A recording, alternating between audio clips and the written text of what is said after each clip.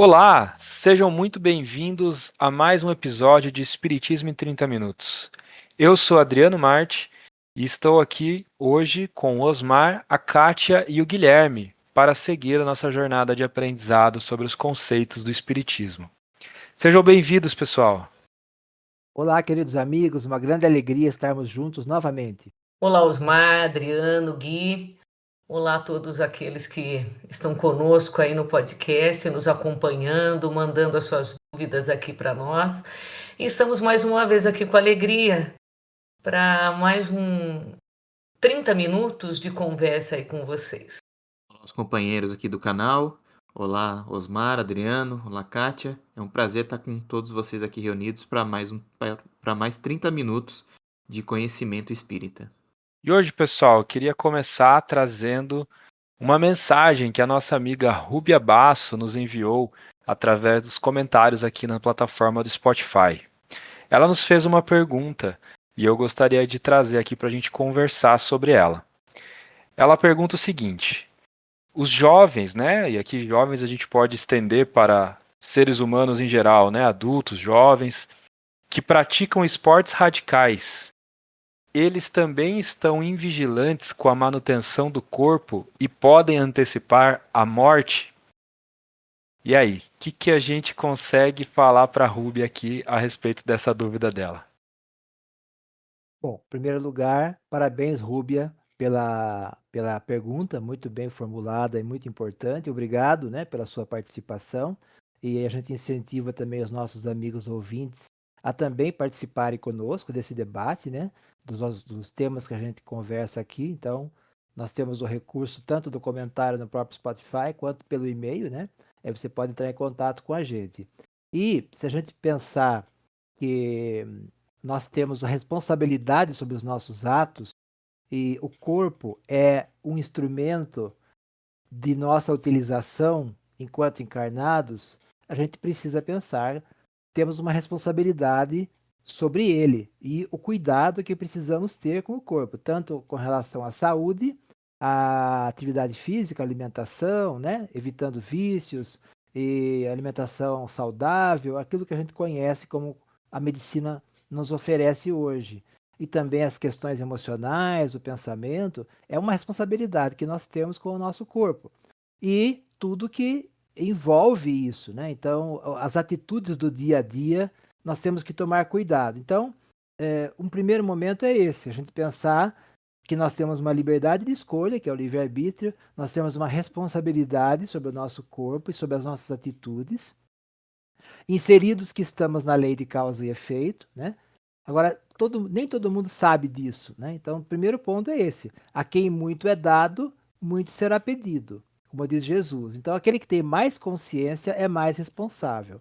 Se a gente se reportar ao Livro dos Espíritos, Kardec também pergunta isso, né? O risco de vida é lícito arriscar a vida, né? Por exemplo, para ajudar o próximo. Os Espíritos dizem que é lícito você tomando os cuidados, você sabendo que pode perecer, arriscar-se para ajudar alguém. Então é o princípio, por exemplo, dos socorristas, dos resgatistas, dos bombeiros, que arriscam a vida com todo o cuidado possível, né? Preservando inclusive a sua integridade, mas arriscando a vida para ajudar o próximo, porque aí ele não está procurando, e ele está inserido na lei de causa e efeito, né? E o planejamento reencarnatório dele, que prevê o tempo de existência corpórea e protege, né, vamos dizer assim, o espírito nessa característica. Ele tem uma intenção boa, benéfica. Agora, qual é a intenção dessa pessoa que se arrisca? É uma outra questão. Ela se arrisca, por exemplo, em esportes radicais, ou ela se arrisca, às vezes, até na rua, né? Tomando uma atitude irresponsável com uma moto na rua, com um carro na rua, andando na rua, né? Então é uma outra questão que aí eu abro o debate para a gente continuar aí ouvindo os nossos amigos que estão hoje conosco aqui. E essa é uma questão interessante que você trouxe, que é em relação ao bem coletivo que esse risco traz, né?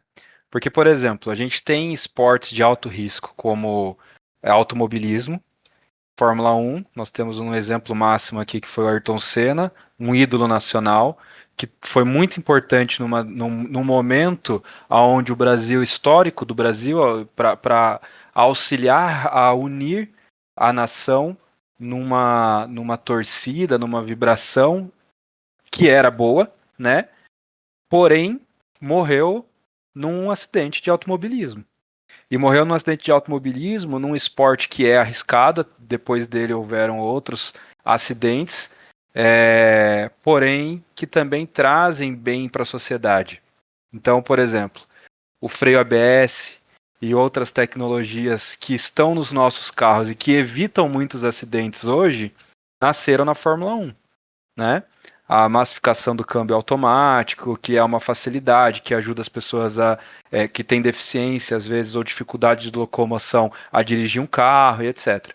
Né? Quer dizer, é um esporte radical, mas que traz um ganho, né, para a sociedade, né? E isso ameniza, talvez, esse risco, ou se colocar nessa posição, ou não? Inclusive, né, Adriano, nessa época ele estava lutando muito pela segurança dos pilotos nas provas, né?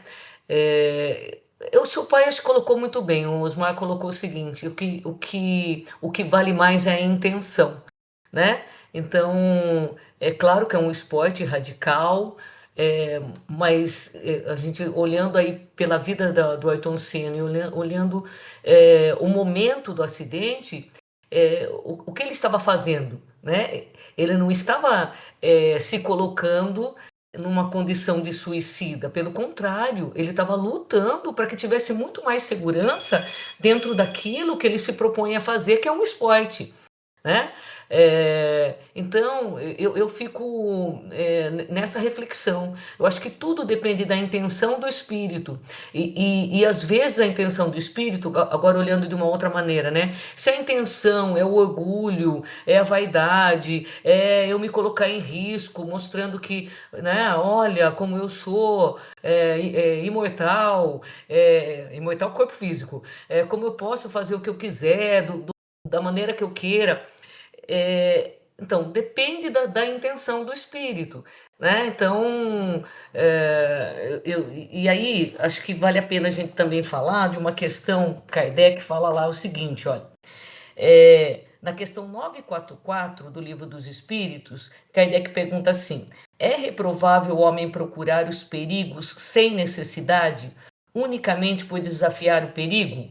E a resposta dos espíritos é: isso é censurável quando o risco é inútil e não tem um fim útil ou nobre. Né? Então, se é só pelo prazer, né, de estar fazendo algo para insuflar o seu orgulho, a sua vaidade, é censurável. Né? Então, buscar de maneira imprudente esses perigos é que faz ser censurável. É um tipo de suicídio indireto. E outra, a gente está falando. Bom, agora a gente vai abrir para mais coisas ainda. A gente está falando de esportes radicais. Mas se a gente for ver lá a história de André Luiz chega no mundo espiritual como suicida, também de forma indireta, e para todo e qualquer efeito para o mundo material, ele morreu naturalmente de uma doença, mas era um suicida. Então, assim, eu acho que me parece que fica censurável quando o esporte é radical e quando morre de uma doença ocasionada por um vício, por exemplo, parece que aí fica de forma natural. E não é. Né? Então, no programa passado, o Guilherme colocou bem isso daí, do cuidar do corpo, né? Nós precisamos cuidar do nosso corpo, para que não seja um suicídio inconsciente a nossa morte, né? Também Osmar colocou assim, se eu tenho mais consciência disso, mais eu serei cobrado. Porque tem espíritos que não têm essa consciência. Né? Agora, nós estamos aqui discutindo o assunto, envolvendo várias pessoas aí, e tendo esse conhecimento, de repente, se eu pego agora e saio com o meu carro a 200 km por hora, porque ele corre 200 km por hora, e ocasiona um acidente e desencarno, é um suicídio, E não digo nem inconsciente, porque eu conheço a lei, eu sei sobre as leis divinas e eu cometi uma imprudência. Então fica aí a reflexão para os nossos ouvintes e para todos. Eu acho que assim também uma coisa que é muito importante que o Espiritismo vem trazer é que ele não vem, vamos dizer assim, julgar as atitudes do indivíduo, né? É tudo baseado em um auto-julgamento. E como o Kardec fala, e os espíritos respondem, na verdade, né? É que é a questão da prudência. E toda a relação da prudência está baseada numa questão da consciência. Porque eu também poderia ter uma vida, vamos dizer assim, não dizer regrada, né? Mas contida a ficar na minha casa eternamente, apenas com as minhas tarefas básicas, não é? E fugir de certos riscos que, obviamente, o mundo nos proporciona, né? Que são riscos também. Riscos que não necessariamente eu vou ao encontro deles, mas que eles estão por aí, né? Então, até mesmo eu ficar muitas vezes restrito à minha casa, ao meu lar, para evitar esses riscos, também é um problema para a nossa evolução, para nossa encarnação, na verdade, né? Porque não é isso que Deus, né, nos prevê. Ele prevê que nós trabalhemos, que nós possamos evoluir, né? Então, o convívio é necessário, o convívio com o mundo é necessário. E esses riscos estão no mundo. O que vai de encontro a tudo isso é a consciência que eu tenho do que eu faço.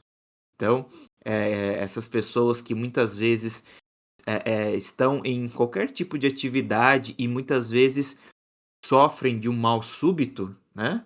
Até às vezes, por exemplo, a gente vê em casos de jogadores, né, de futebol que infartam no meio do campo. Obviamente, eles têm um preparo, eles não têm a consciência de que ele vá sofrer aquele infarto, né? Mas são coisas, fatalidades que acontecem, né? E dizer talvez que se ele não tivesse, né, praticando aquele esporte, praticando aquela atividade, ele poderia ter evitado aquilo. Não sabemos, não tem como saber, né? Então isso não é algo premeditado. O que nós temos que ter é a consciência daquilo que eu faço e não daquilo que pode ser, daquilo que pode não ser. Eu acho que os nossos atos que devem ser pensados, refletidos e aí tomados de uma maneira em que eu tenha consciência de que aquilo é bom para mim e não só para mim materialmente, fisicamente, para a minha evolução.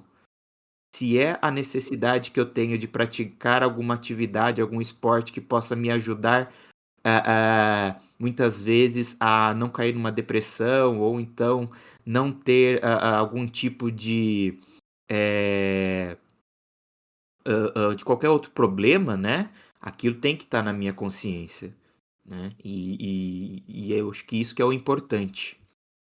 Seguindo essa ideia, né? Existe aí, então, acho que muito importante essa resposta do Livro dos Espíritos, que é a intenção, como vocês bem lembraram, né? Qual é a intenção que a pessoa tem em ter essa conduta? E pensando que haja um fim útil para esse propósito dessa escolha, né?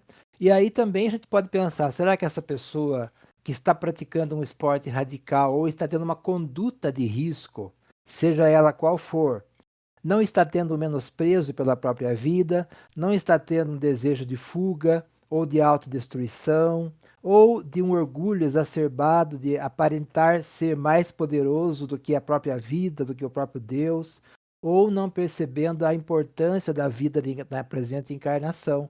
São outros lados dessa questão do que leva a pessoa a ter uma conduta de risco. Não só, como nós já lembramos aqui, num esporte radical, mas na vida cotidiana, não tomando os cuidados que nós precisamos tomar na vida cotidiana, como o Guilherme lembrou. A gente tem que ter o contato com a sociedade. Na época da pandemia, o que a gente fazia?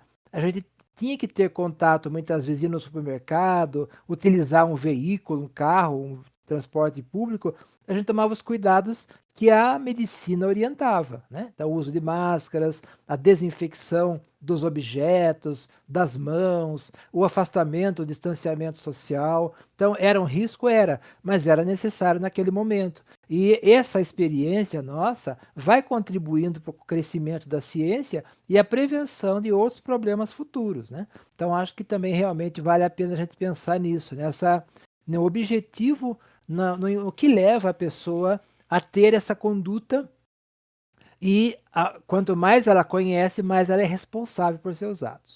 Legal, pessoal. Acho que deu para a gente ter uma ideia, né, dessa visão espírita sobre esses esportes, né, sobre essas atividades.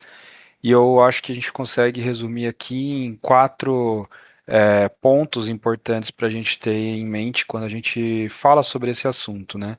O primeiro é ter essa noção de que o corpo é um instrumento do espírito e a gente precisa respeitá-lo, a gente precisa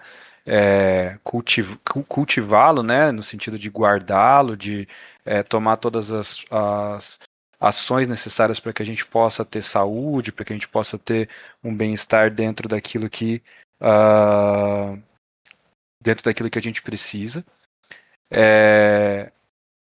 Em relação à antecipação da morte, ter essa consciência de que é possível sim antecipar a morte, mas que a gente precisa sempre tomar esses cuidados e evitar, né, todos esses riscos de forma desnecessária, né?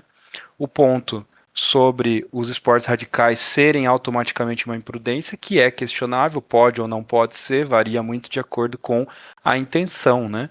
E essa questão da vigilância espiritual, né? Como vocês colocaram, esse excesso de confiança no corpo, o menosprezo pela vida, se é essa a perspectiva que a gente está encarando ou se não, se é realmente algo que está além de uma autoprova, de um orgulho, né, de um culto ao egoísmo e orgulho, né?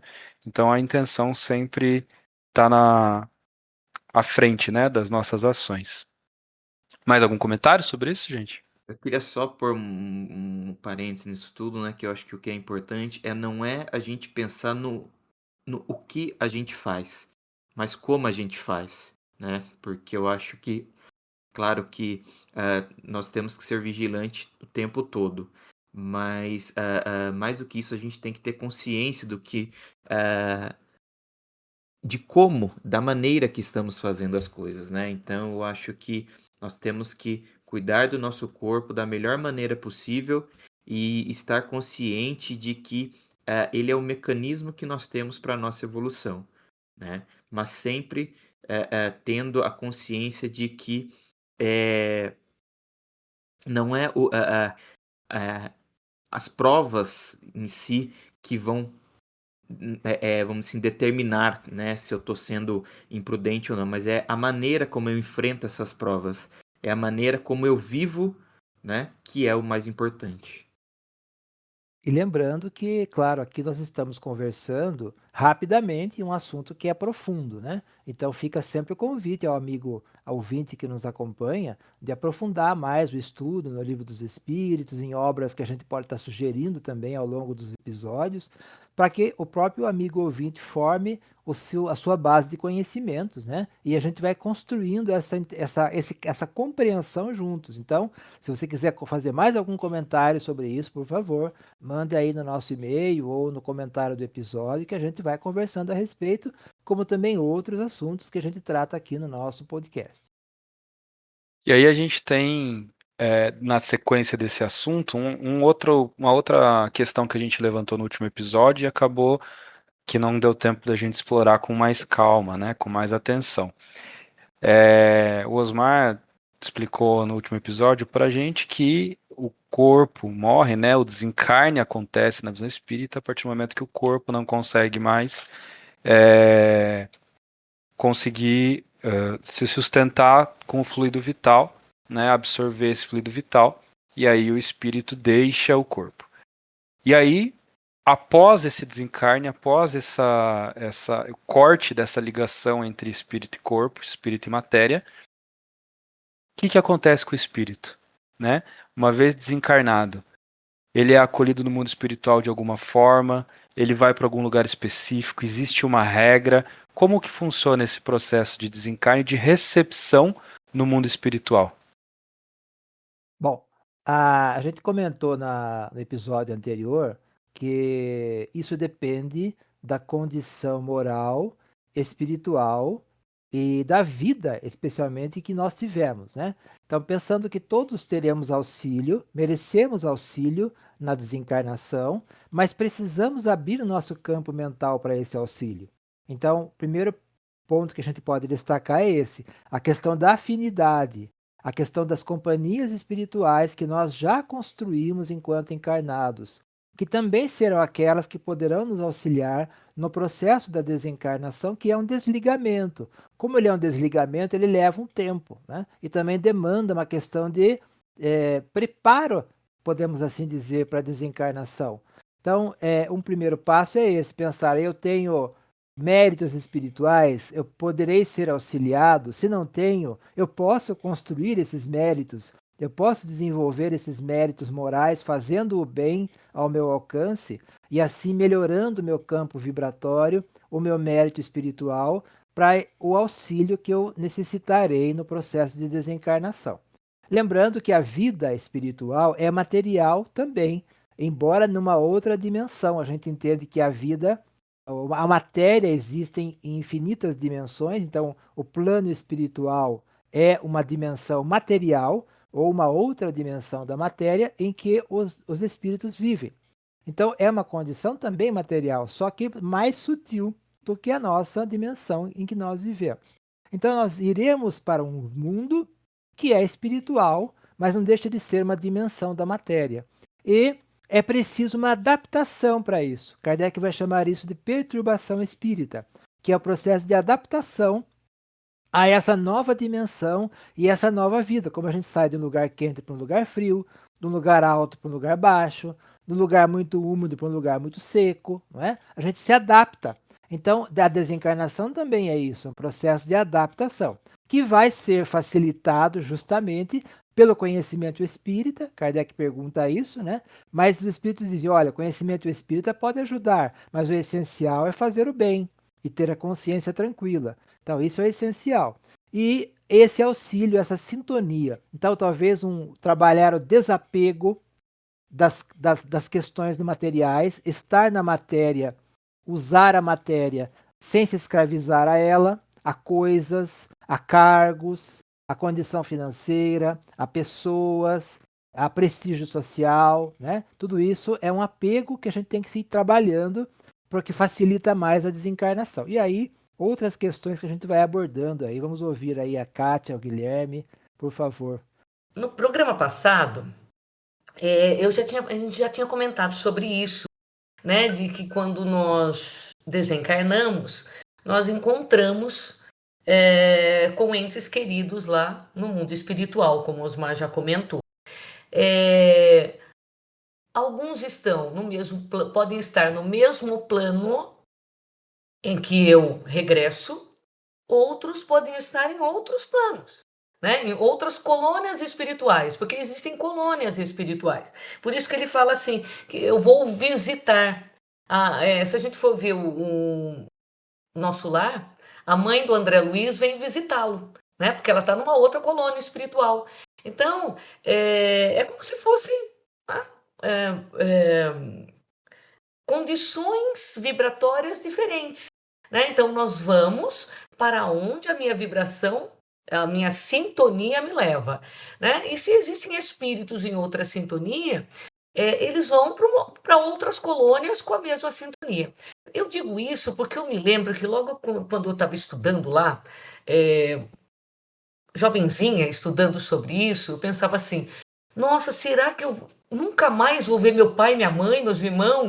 Porque eles vão para um lugar, eu vou para outro, e nunca mais eu vou revê-los? Não, na verdade é assim, é tudo uma questão de sintonia. Então, claro, aqueles que estão em colônias espirituais, com vibrações mais elevadas, podem vir me visitar em colônias. Em colônias mais elevadas, só a partir do momento que eu estiver na mesma vibração e sintonia.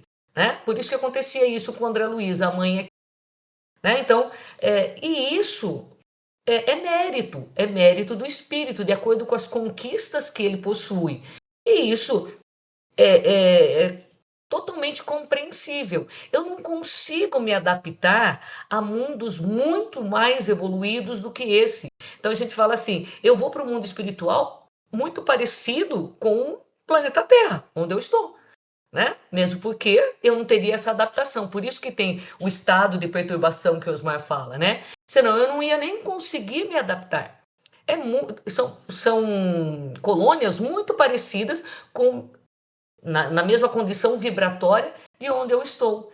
Então, e isso se dá rapidamente? Aí depende, né? Eu já chego no mundo espiritual e já encontro com os meus familiares, já vou ser acolhido imediatamente. Isso depende da questão moral de cada um. Né? Se eu estiver muito ligado à matéria, esse estado de perturbação vai durar um tempo maior. Né? Se eu estiver mais ligado, de uma forma mais sutil, o meu pensamento, a minha sintonia já se liga ao mundo espiritual. A gente até em conversas, acho que muitos já ouviram pessoas que estão na fase do desencarne, ela falar: olha, eu já estou enxergando um ente querido, né? Que parece que é uma alucinação. Os entes queridos já estão vindo buscar e ela tem essa sintonia com o ente querido e já percebe, porque já está havendo o desligamento, né, do físico. Então, isso se dá de acordo com a condição moral de cada um. Muitas pessoas entendem acham, né, que o exemplo de André Luiz é a regra no processo de desencarnação. Não, o exemplo de André Luiz é só um exemplo, porque a vida de André Luiz é um exemplo de vida, é uma condição, é uma possibilidade de vida. Então, qual é a regra? A regra está no Livro dos Espíritos, na questão 164, em que Kardec pergunta aos espíritos: a perturbação que se segue à separação da alma e do corpo é do mesmo grau e da mesma duração para todos os espíritos? Não, eles dizem, depende da elevação de cada um. Aquele que já está depurado se reconhece quase imediatamente, pois que se libertou da matéria antes que cessasse a vida do corpo. Enquanto que o homem carnal, aquele cuja consciência ainda não é pura, guarda por muito mais tempo a impressão da matéria. Eu gostaria de convidar você, amigo ouvinte, a refletir muito sobre essa resposta, porque ela traz muitas informações importantes. Então, essa é a regra. Processo vamos dizer assim, desvincular-se da matéria, ou seja, pensar-se, identificar-se como espírito, entender-se como espírito, agindo quando sempre que possível como espírito, né, embora usando o corpo físico. Identificar-se com a vida espiritual, pensar que estamos aqui de passagem, né? E quanto mais o bem nós fazemos, mais felizes nos tornamos. Acho que isso é um grande incentivo, né, para a gente ter um processo de desencarnação feliz. E ainda, para encerrar, gostaria de sugerir a leitura do livro Quem Tem Medo da Morte, do Richard Simonetti, que traz todas essas questões que envolvem o processo da desencarnação de maneira bem clara, bem bacana. Quem Tem Medo da Morte, Richard Simonetti. E a questão 164 do Livro dos Espíritos. A gente está chegando ao fim de mais um episódio. Acho que foram ótimas reflexões que a gente fez hoje. Como bibliografia, então, nós deixamos Quem Tem Medo da Morte, do Simonetti, também a Kátia citou o Nosso Lar, né, do André Luiz. As obras todas do André Luiz tratam bastante sobre a vida no mundo espiritual, e o Livro dos Espíritos, né, que a gente citou amplamente aqui no nosso episódio. Queria aproveitar para mandar um abraço para nosso ouvinte da Alemanha, Tairine, que nos acompanha semanalmente. Muito obrigado pela companhia, pelos comentários que tem nos enviado. Um abraço a todos que nos acompanham, Heloísa Pires, Ivan Franzolin, a Rosimena, que sempre está conosco, né? O Luiz, que está sempre conosco. Um abraço a todos. Eu queria mandar um abraço especial à Carla Albuquerque também, que tem falado muito bem do programa também. Muito legal, gente. Obrigado pela companhia, né? E por nos acompanhar, por interagir conosco. Lembrando que a gente tem o nosso canal através do e-mail, espiritismoem30@gmail.com. Aguardamos o contato de todos vocês. Uma ótima semana, ótimos estudos e até a próxima.